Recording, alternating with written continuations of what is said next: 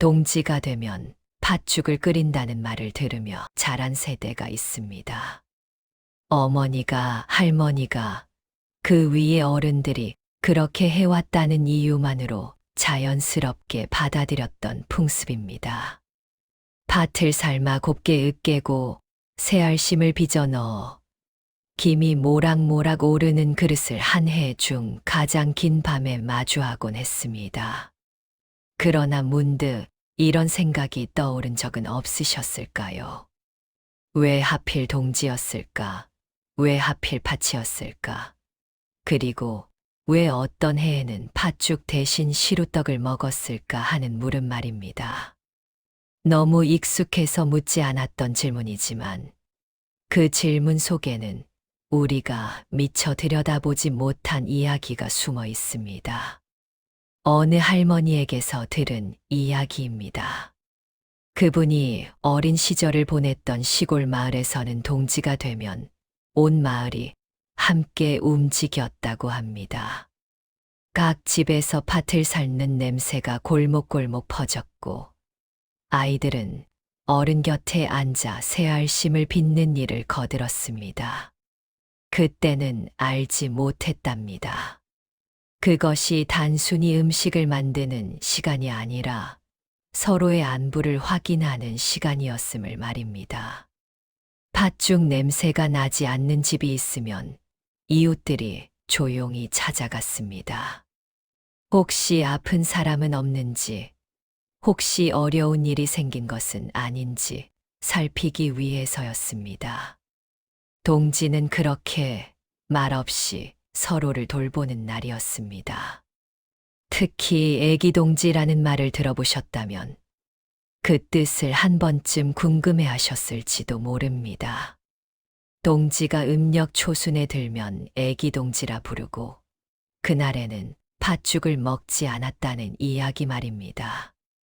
그저 옛날 풍습이려니 하고 넘기기 쉬운 대목이지만 그 안에는 겨울을 견디며 살아온 조상들의 마음이 담겨 있습니다.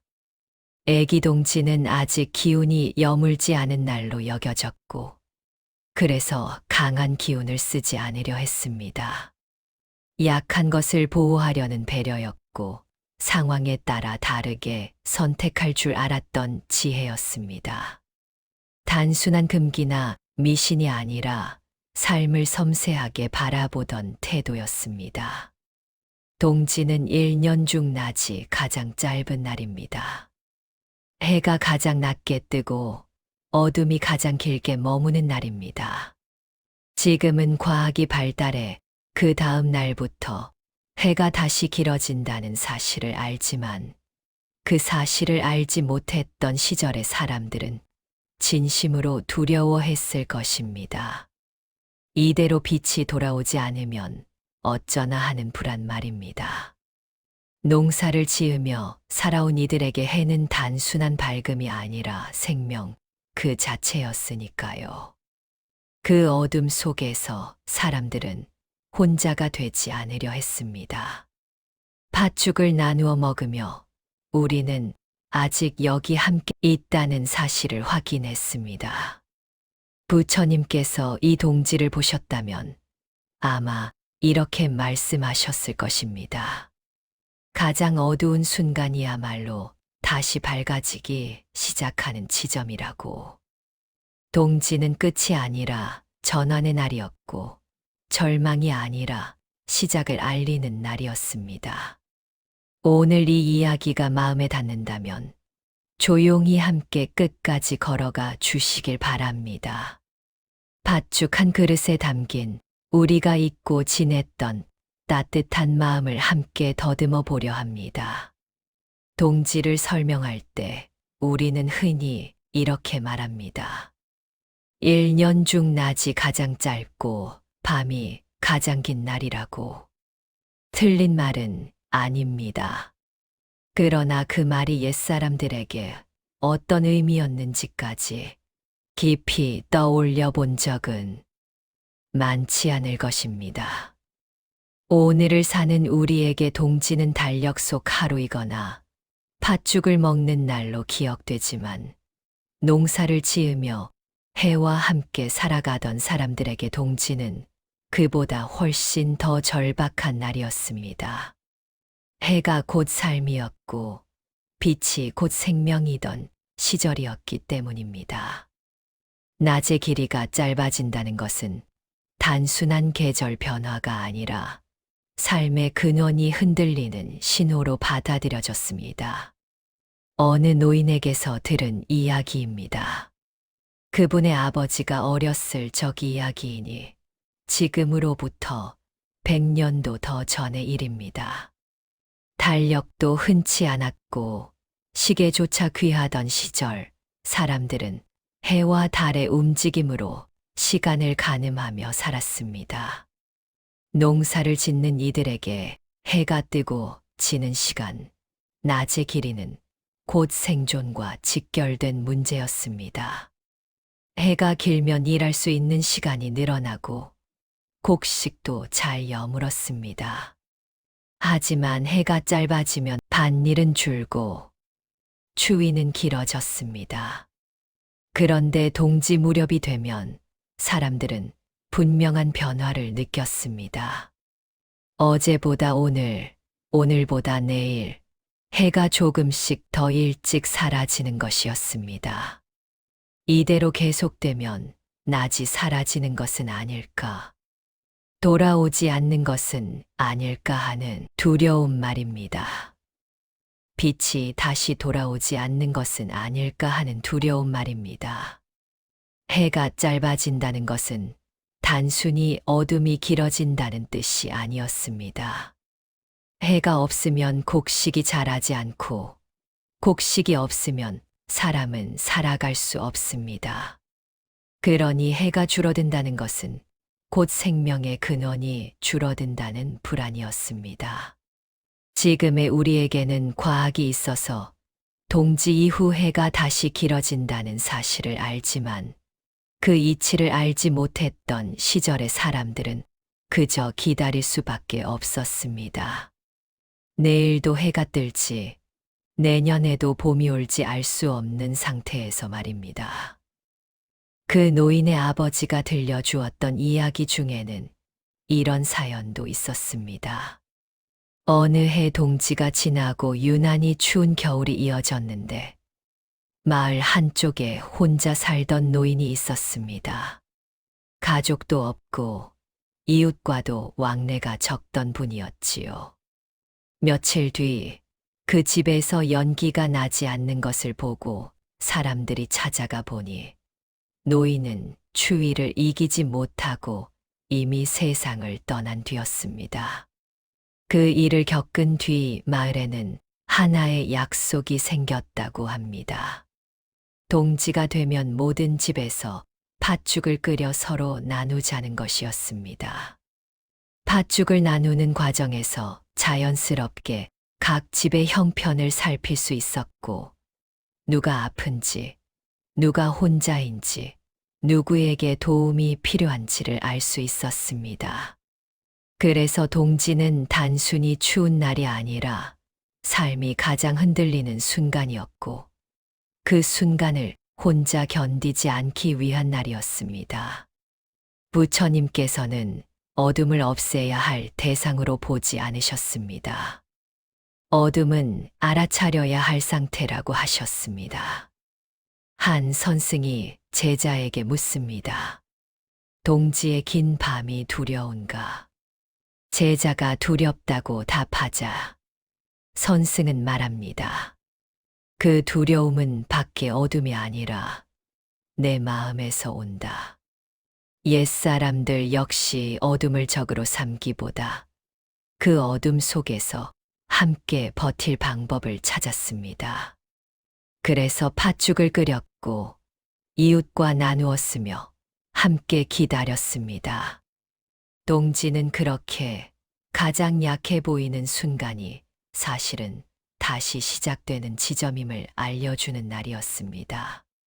팥죽 한 그릇은 그 사실을 잊지 않기 위한 생존과 연대, 그리고 희망의 그릇이었습니다.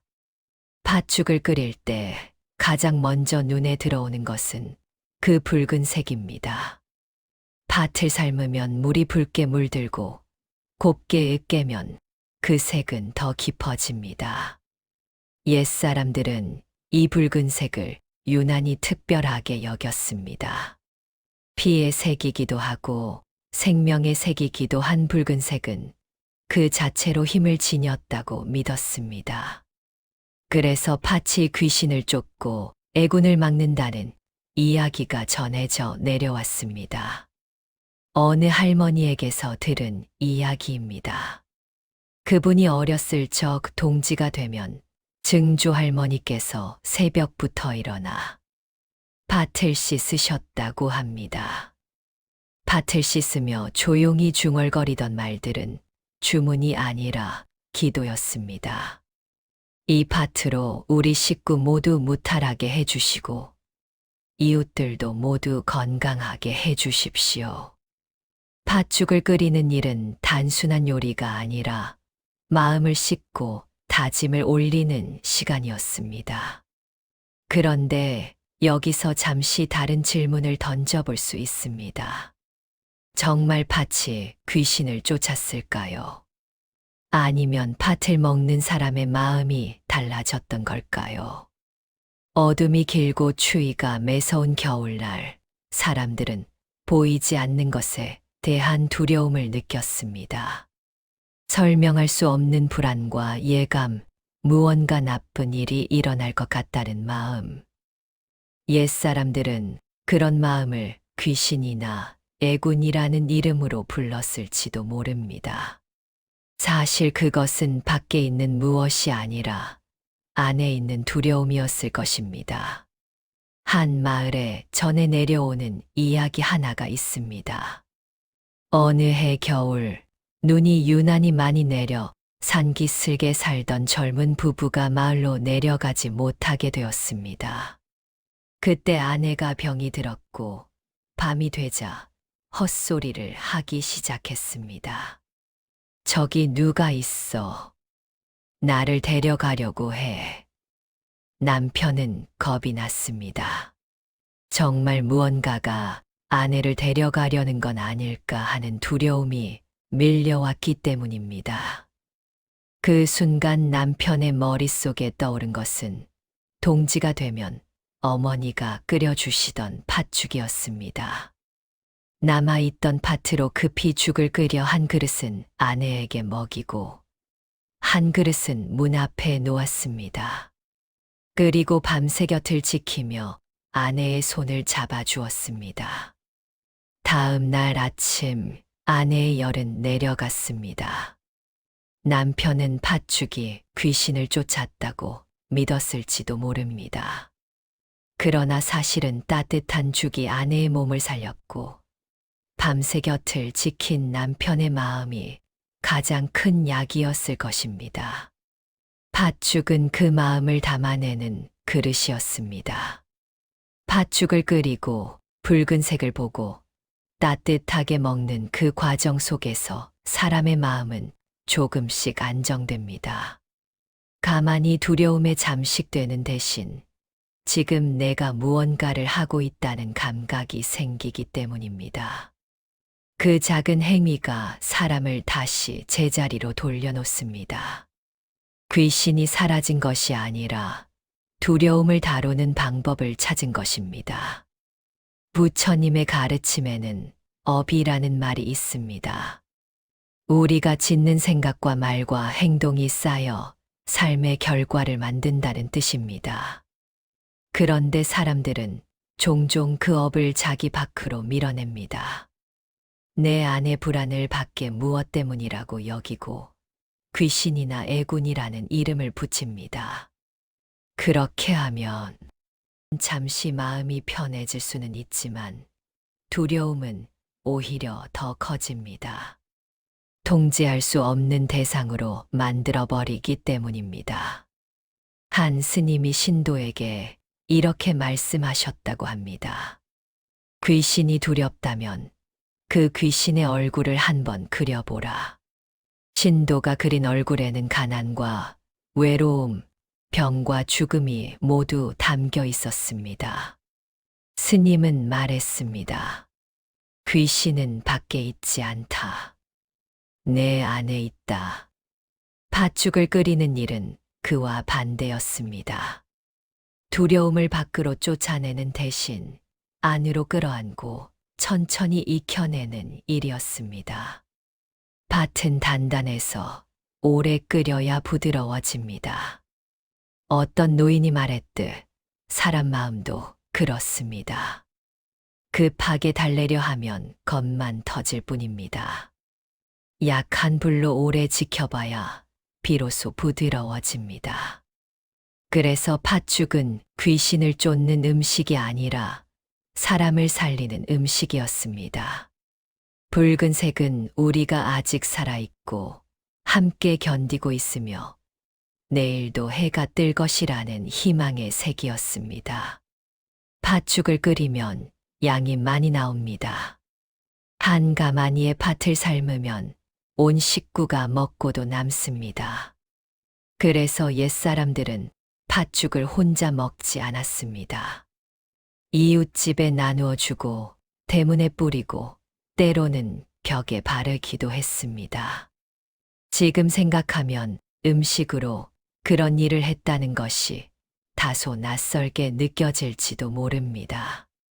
그러나 그 행위 하나하나에는 분명한 뜻이 담겨 있었습니다. 어느 마을에 이런 이야기가 전해집니다. 남편을 먼저 떠나보내고 어린 자식 둘을 키우던 과부가 있었습니다. 품팔이로 겨우 살아가던 형편이라 동지가 다가와도 밭을 마련할 수 없었습니다.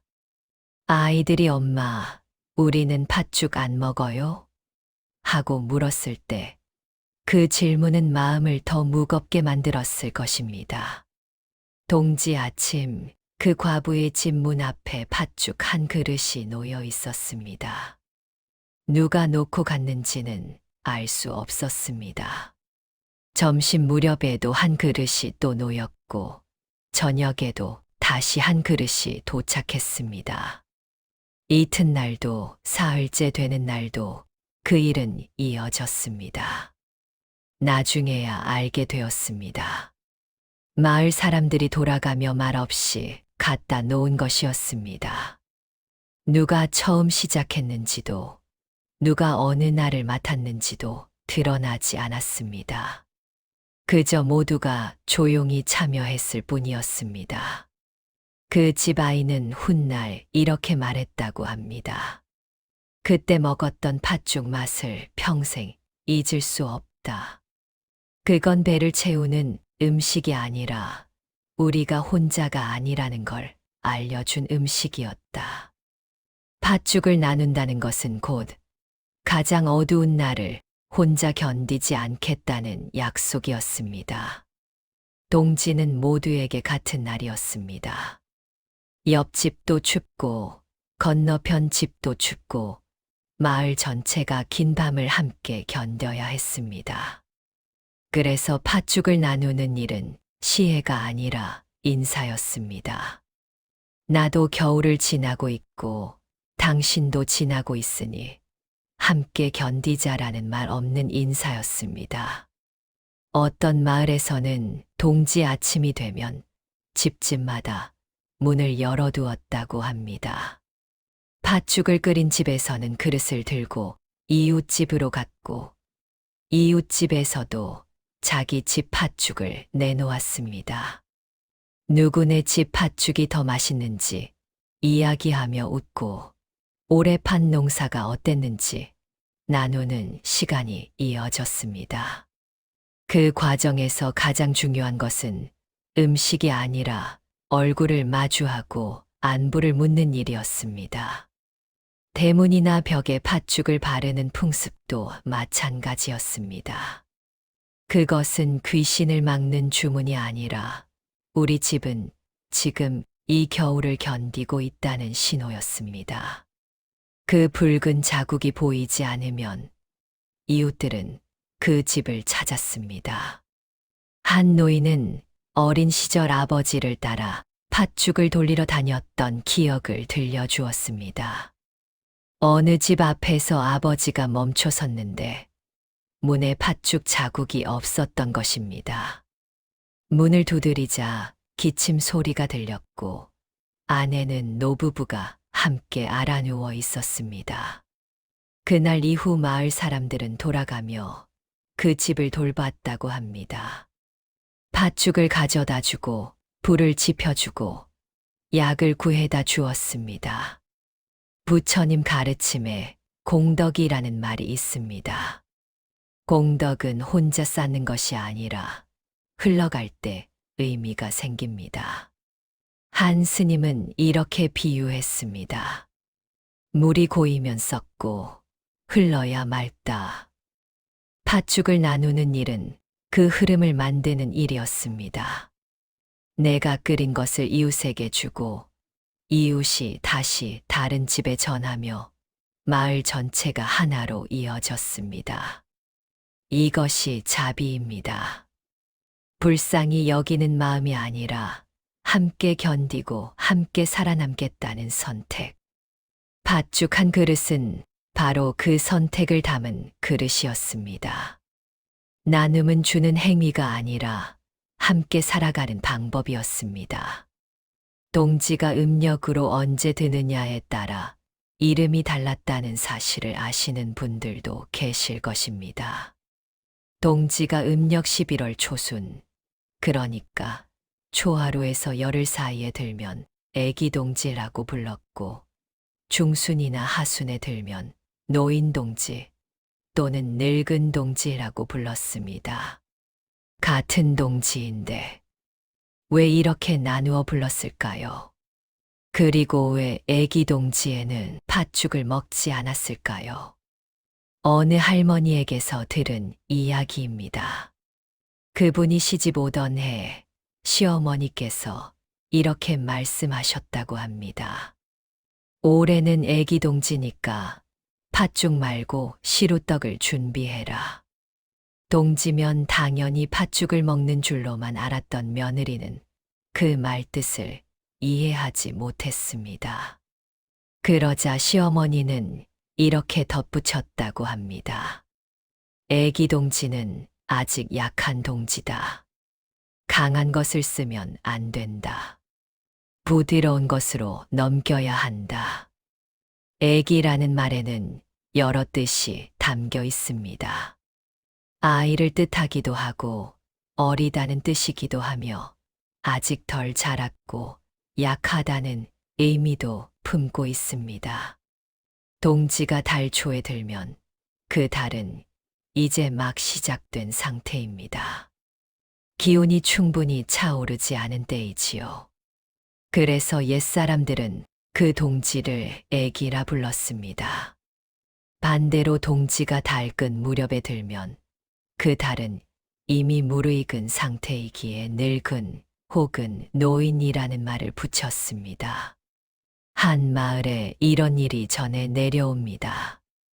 어느 해 애기 동지가 들었는데 그 의미를 알지 못하던 젊은 며느리가 팥죽을 끓였습니다.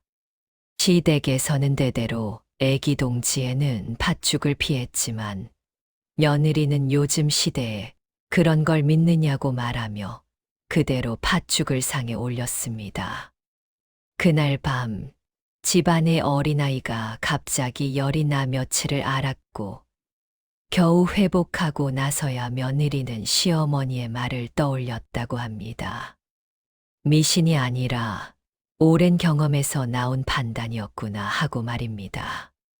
그렇다면 왜 애기 동지에는 팥죽을 피했을까요? 여기에는 매우 섬세한 생각이 담겨 있습니다. 팥은 기운이 강한 음식입니다. 붉은색이 그렇고 오래 끓여야 비로소 익는 성질이 그렇습니다.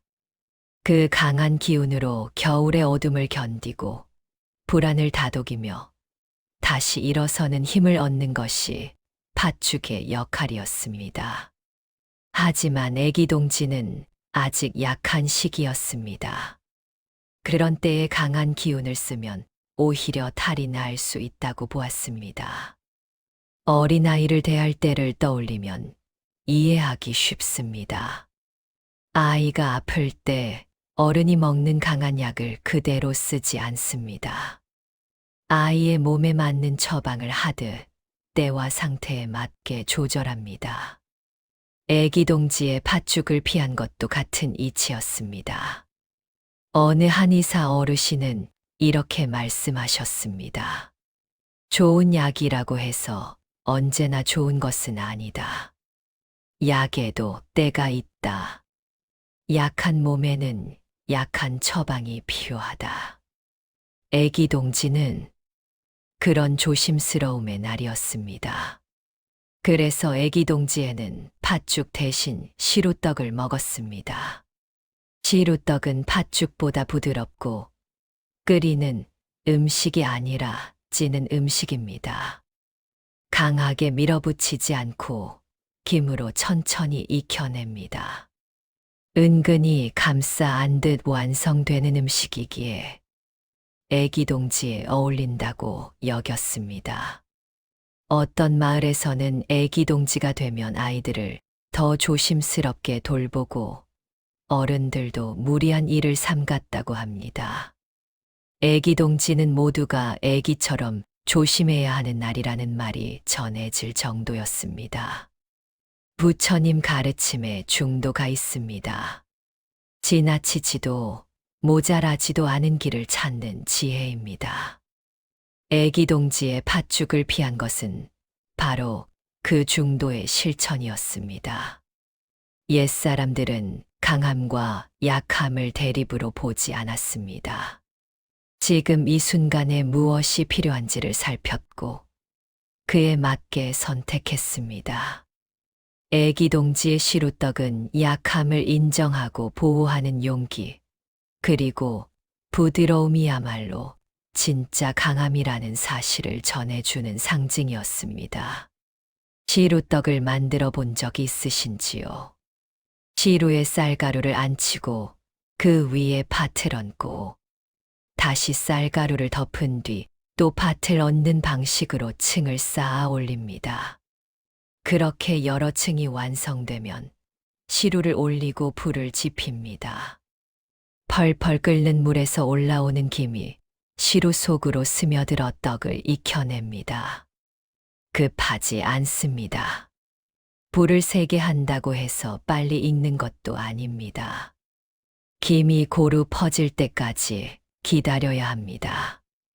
어느 할머니가 들려주신 이야기입니다. 처음 시집와 애기 동지에 시루떡을 만들어야 했던 며느리는 긴장한 나머지 손이 떨렸다고 합니다.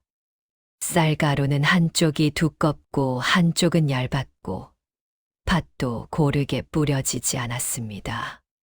그 모습을 지켜보던 시어머니는 조용히 말씀하셨다고 합니다. 천천히 해라. 시루떡은 급하게 만드는 게 아니다. 마음을 가라앉히고 한 층 한 층 정성스럽게 쌓아야 한다.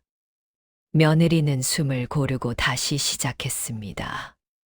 쌀가루를 조금씩 떠서 고르게 펼치고 팥도 손으로 살살 뿌렸습니다.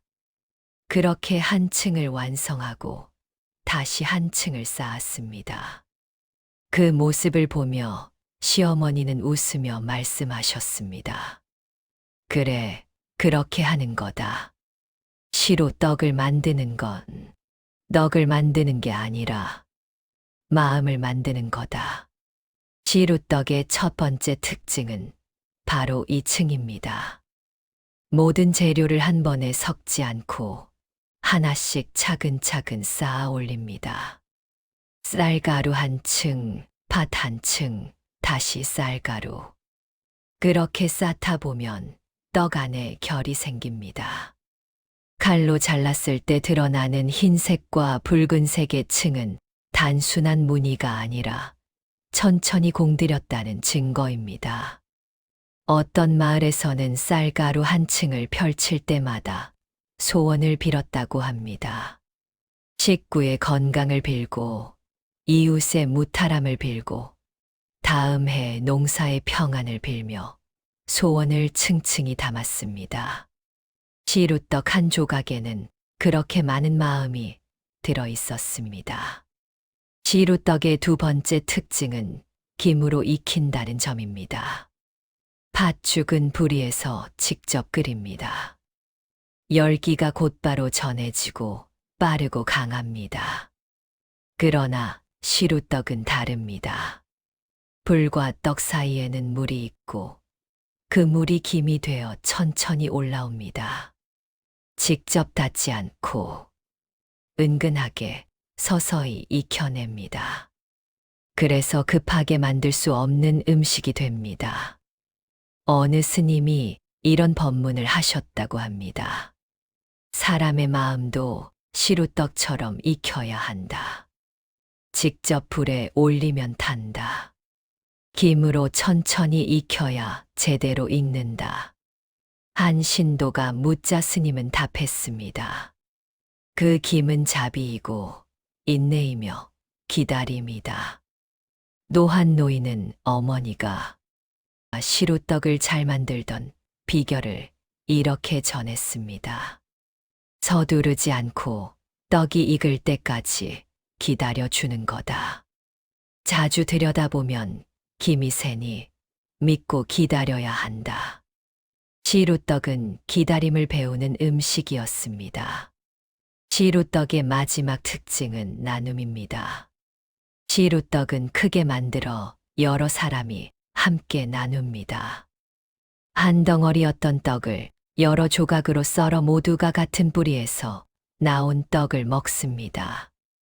어떤 마을에서는 애기 동지의 시루떡을 돌리며 오래 다투던 이웃과 화해한 이야기도 전해집니다.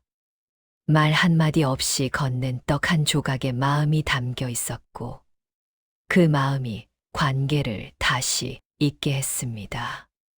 부처님께서 말씀하신 중도는 중간을 택하는 것이 아니라 지금 이 순간에 맞는 적절함을 찾는 지혜입니다. 애기 동지의 시루떡을 택한 것은 바로 그 중도의 실천이었습니다.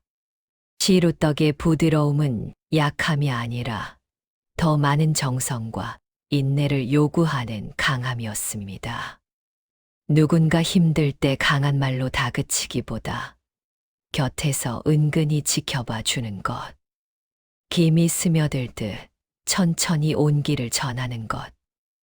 애기 동지의 시루떡은 우리에게 그렇게 말합니다. 약한 때에는 부드럽게, 급하지 않게 함께 견디며 익혀가라고. 그렇게 겨울을 넘기면 봄은 반드시 온다고 말입니다. 동지 팥죽에 대해 이야기할 때 가장 자주 듣는 말이 있습니다. 애군을 막기 위해 먹는다는 설명입니다. 틀린 말은 아닙니다. 실제로 옛사람들은 그렇게 믿었고 그런 마음으로 팥죽을 끓였습니다. 그러나 여기서 한 걸음 더 들어가 보면 막는다는 표현에는 분명한 한계가 있습니다. 막는다는 것은 밖에서 오는 무언가를 차단한다는 뜻입니다. 애군이 밖에 있고 그것이 나를 향해 다가오니 문을 걸어 잠그듯 막아야 한다는 생각입니다. 그렇게 생각하기 시작하면 우리는 늘 방어 자세로 살아가게 됩니다. 언제 또 나쁜 일이 닥칠지, 어디서 애군이 스며들지 모른다는 불안 속에서 문틈을 살피며 살게 됩니다. 하지만 그런 삶은 결코 편안하지 않습니다. 어느 노인에게서 들은 이야기입니다. 젊은 시절, 그분의 집안에는 안 좋은 일이 연달아 일어났습니다. 아버지는 다치고 어머니는 병을 앓았으며 하던 일도 잘 풀리지 않았습니다. 그는 애군이 들었다고 생각했습니다. 점을 보러 다니고 굿을 하고 부적을 사서 붙이며 할 수 있는 모든 방법을 다 써보았습니다. 하지만 상황은 달라지지 않았습니다. 그러던 어느 날 한 스님을 만나 사정을 털어놓았다고 합니다. 스님은 조용히 물었습니다. 애군이 무엇이라고 생각하는가? 그가 답했습니다. 밖에서 들어와 저를 괴롭히는 나쁜 기운입니다. 스님은 고개를 저으며 말했습니다. 애군은 밖에 있지 않다. 내 안에 있다. 내가 두려워하고, 내가 걱정하고, 내가 불안해하는 그 마음이 바로 애군이다. 밖을 막으려 하지 말고 안을 다스려라. 그날 이후 그는 생각을 바꾸었습니다. 나쁜 일이 생기면 밖을 탓하기보다 내가 무엇을 할 수 있는지부터 살폈습니다. 그러자 조금씩 삶의 방향이 달라지기 시작했습니다. 부처님께서는 고통이 밖에서 오는 것이 아니라 안에서 생긴다고 가르치셨습니다. 집착과 욕망, 그리고 두려움에서 비롯된다고 하셨습니다. 물론 병이 들 수도 있고 사고가 날 수도 있으며 사랑하는 사람과 이별할 수도 있습니다. 그러나 그 일이 고통이 되는지는 우리가 그것을 어떻게 받아들이느냐에 달려 있습니다. 어느 마을에 계속 안 좋은 일이 생긴 집이 있었습니다.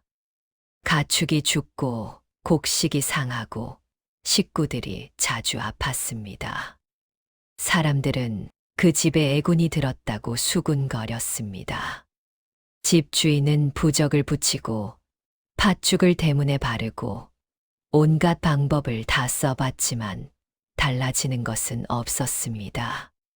그때 한 스님이 집을 살펴보고 말했습니다. 애군이 아니라 하수구가 막혀 습기가 차 있고 가축우리가 너무 좁다. 하수구를 고치고 환경을 정비하자 신기하게도 문제는 사라졌습니다. 애군이 떠난 것이 아니라 문제를 바로 본 것입니다. 그제야 주인은 깨달았습니다. 내가 두려워했던 것은 밖에 무엇이 아니라 보지 않으려 했던 현실이었음을 말입니다.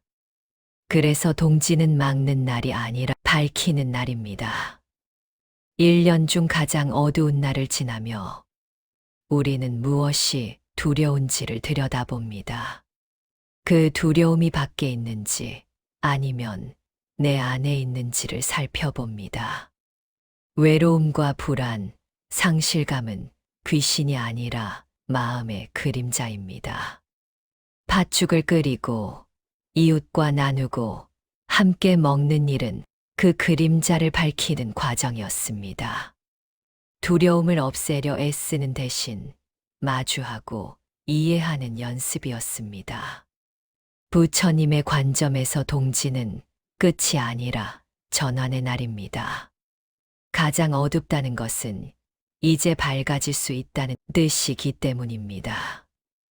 팥죽 한 그릇은 애군을 막는 주문이 아니라 마음이 다시 숨 쉬기 시작하는 계기였습니다. 어둠 속에서도 함께하며 다시 밝아질 날을 기다리는 선택. 동지는 그렇게 우리에게 두려움과 싸우지 말고 두려움을 밝히라고 말해주는 날이었습니다. 동지가 지나고 며칠이 흐르면 해가 조금씩 길어지는 것이 느껴집니다. 아주 미세해서 알아차리기 어려울 만큼 천천히, 그러나 분명히 달라집니다. 어제보다 오늘이, 오늘보다 내일이 조금씩 밝아집니다. 그 변화를 알아차릴 수 있는 사람은 겨울을 견딜 수 있습니다. 봄이 온다는 사실을 알기 때문입니다. 어느 해 동지, 한 노인이 혼자 사는 작은 집에서 팥죽을 끓이고 있었습니다. 자식들은 모두 도시로 떠나 살고 배우자는 몇 해 전에 먼저 세상을 떠났습니다. 혼자 먹을 양만 하려 했지만 손이 익숙해서인지 예전처럼 많은 팥죽이 끓여졌습니다. 다 먹을 수 없는 양이었지만 버리지 않고 이웃 몇 집에 나누어 주었습니다. 그랬더니 이웃들이 자기가 만든 반찬을, 떡을, 김치를 조금씩 가져다 주었습니다. 그 노인은 그제야 깨달았다고 합니다. 자신이 외로운 것이 아니라 그저 혼자 있으려 했던 것이었다는 사실을 말입니다. 팥죽을 먹든 시루떡을 먹든 사실 중요한 것은 음식 그 자체가 아니었습니다. 무엇을 먹느냐보다 어떤 마음으로 먹느냐가 더 중요했습니다.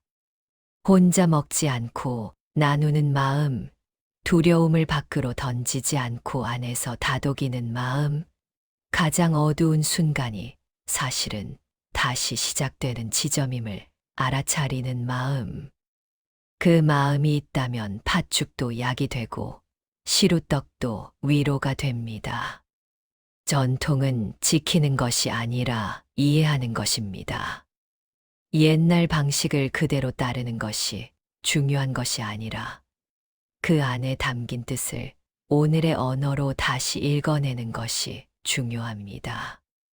동지에 팥죽을 끓이지 못했다고 해서 애군이 오는 것도 아니고 애기 동지를 몰랐다고 해서 잘못 사는 것도 아닙니다.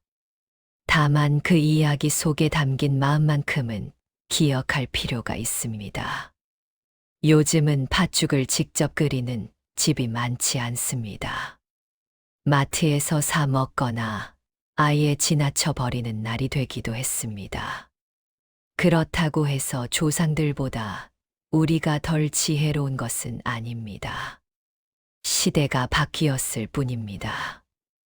예전에는 팥죽으로 마음을 나누었다면 이제는 전화 한 통으로, 문자 한 줄로, 짧은 방문으로도 마음을 나눌 수 있습니다. 형식은 달라졌어도 본질은 같습니다. 어둠 속에서도 서로를 잊지 않는 것, 그것이 우리가 이어가야 하는 진짜 유산입니다. 부처님께서는 집착을 내려놓으라고 하셨지만 그것은 아무것도 하지 말라는 뜻이 아니었습니다. 오히려 더 잘 보고 더 깊이 이해하고 더 따뜻하게 행하라는 뜻이었습니다. 형식에 얽매이지 말되 마음은 놓치지 말라는 가르침입니다. 동지 팥죽도 마찬가지입니다. 팥죽을 먹어야 한다는 강박에 사로잡힐 필요는 없지만 그 안에 담긴 함께 견디지 않은 마음만큼은 놓치지 말아야 합니다. 올해 동지도 어김없이 찾아올 것입니다. 무엇을 먹을지는 각자의 선택이지만 무엇을 따뜻하게 품고 지나갈지는 잠시 생각해 보셔도 좋겠습니다. 혼자 견디고 있는 사람은 없는지, 내 안의 두려움을 밖으로 던지고 있지는 않은지, 가장 어두운 이 순간이 사실은 다시 밝아지는 시작점임을 알아차리고 있는지 말입니다. 가장 긴 밤이 지나면 해는 다시 길어집니다. 그 밤을 혼자 건너지 말고 작은 온기를 나누며 함께 건너십시오. 그렇게 한다면 우리는 반드시 더 밝은 아침을 맞이하게 될 것입니다.